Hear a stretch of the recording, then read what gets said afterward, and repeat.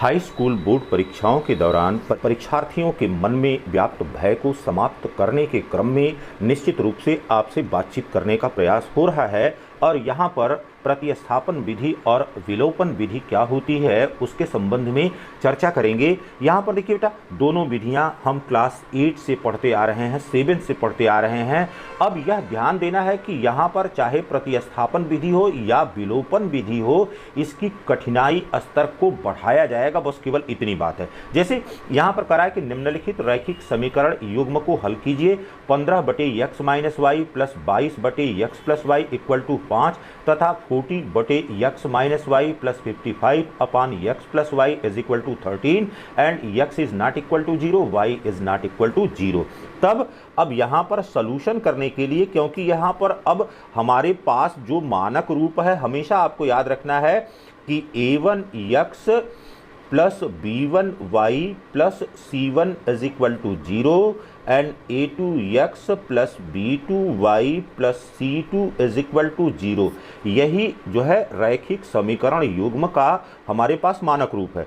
तब यहाँ पर 1/x माइनस वाई को हमने a ले लिया है और 1/x प्लस वाई को यहाँ पर b ले लिया है। आप कोई अन्य मान u भी ले सकते हैं, यम n ले सकते हैं, कोई इस तरह से मान रखते हुए समीकरण के रूप को पहले परिवर्तित कर दिया। यह 15a प्लस 22b बराबर 5 हो गया। अब यह इसका यह रूप हो गया। फिर 40a प्लस 55b बराबर 13, यह दूसरा रूप हो गया।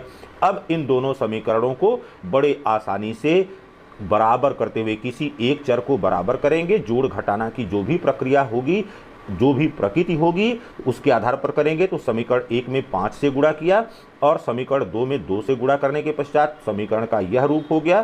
फिर घटाने की प्रक्रिया कर दिया और जब घटाने की प्रक्रिया कर दिया तो 110b और यहाँ पर 110b यह माइनस हो गया, यह कैंसिल आउट हो गया। तो -5a बराबर हो गया -1 या a बराबर हो गया 1/5।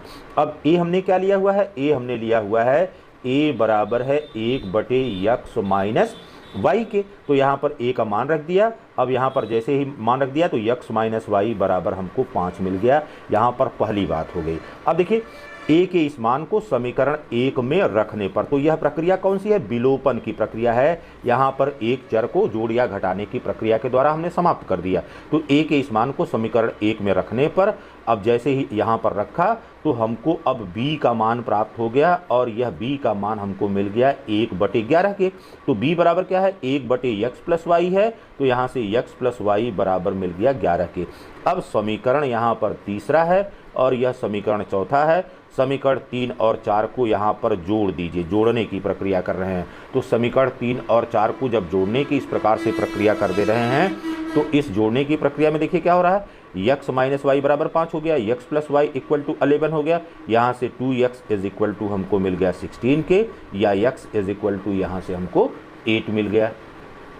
अब क्या करेंगे? x का यह जो मान मिला हुआ है, x के इस मान को समीकरण 4 में रख करके यहाँ पर 8 plus y is equal to 11 हो गया या y इज इक्वल टू 3 हो गया। इस प्रकार से x बराबर 8 और y बराबर 3 हमको दूसरे समीकरण में देखिए करा है कि निम्नलिखित रैखिक समीकरण युग्म को प्रतिस्थापन विधि से हल करें। तो यह 2x/a प्लस y/b बराबर 2 है, x/a माइनस y/b बराबर 4 है।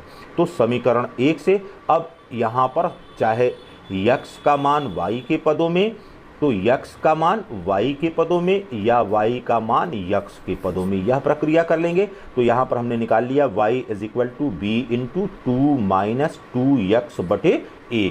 अब क्या करेंगे? y के इस मान को समीकरण 2 में, यहाँ पर जो दूसरा समीकरण था उस दूसरे समीकरण में प्रतिस्थापित कर दिया। प्रतिस्थापित करने पर यहाँ से हमको मिल गया कि x इज इक्वल टू क्या हो गया? x is equal to 2a के बराबर हो गया। तो पहला मान हमको x is equal to 2a के बराबर हो गया।